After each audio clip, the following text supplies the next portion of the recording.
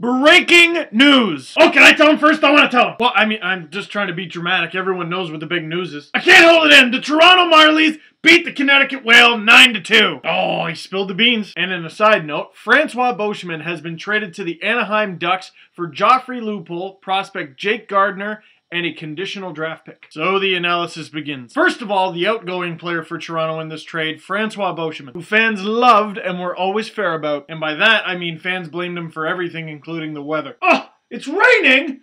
Beauchemin! My thoughts on Beauchemin were he wasn't nearly as bad as people say he was. He logged a lot of minutes, probably more than he should have been playing, on a very young team and acted as a veteran to those guys. And I think the main reason Beauchemin wasn't exactly a huge hit in Toronto is he had what I call Brian McCabe syndrome. As a Leaf, Brian McCabe was actually quite a good defenseman, who played solid night in and night out, but when he made a mistake, he found a way of making it a good one. And Beauchemin was that guy. He's put out there against other teams' top units, he's shutting them down, but he wouldn't just cough up the puck, he'd sneeze it up, which is actually a very common symptom of Brian McCabe syndrome. You'd have the puck just a chew. Oh, that sounds like Brian McCabe syndrome. You should get something for that. But now Beauchemin gets to return to the team that he won a Stanley Cup with, back when the Ducks had Chris Pronger, who Brian Burke and the Ducks acquired in a big trade that included Joffrey Lupul. Lupul's actually been traded for Pronger twice. Third time's a charm! Calm down. Lupul is a talented winger who can score goals. He has in the past, but he's been battling injuries. Also battling an infection, but he passed his physical and he's been cleared to play. Played some junior hockey in the WHL with the Medicine Hat Tigers alongside Clark MacArthur, who he's going to play with in his Leafs debut along with Tyler Bozak. And hoping that all things work out with Lupul, the Leafs get a forward that they could use,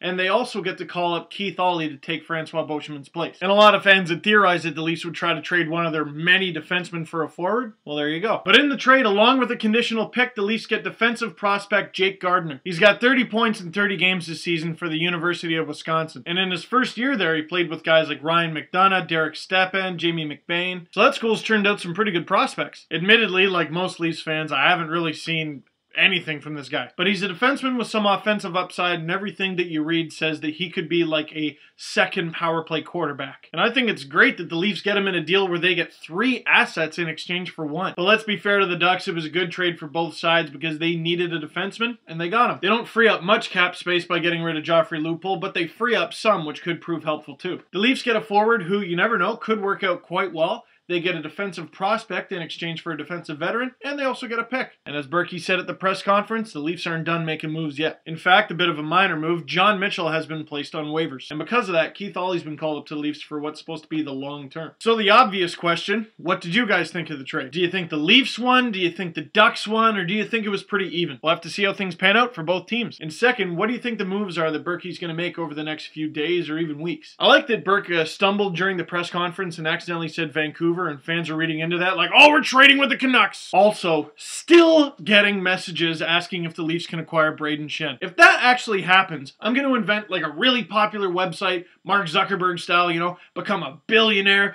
buy the LA Kings, and fire all the management myself. But also a lot of people are theorizing that the Leafs might move Versteeg or Jaguar. Well, that's the fun part about this time of year. You can theorize all you want, but you never know till it actually happens. Or doesn't happen. So if you want to talk about this, I co-host a live chat every single Leaf home game at mapleleafs.com/LeafSpaceLive. Starts at the beginning of the game and goes all the way through to the end of the Leafs TV postgame show. And if you missed that chat, check out the general chat on the Leafs and the Marlies, 2 p.m. Eastern, Friday, mapleleafs.com/LeafSpaceLive. So that's it for me. Add me to leafspace.com, add me on Facebook, follow me on Twitter at Steve_Dangle, and let's see how this trade works out.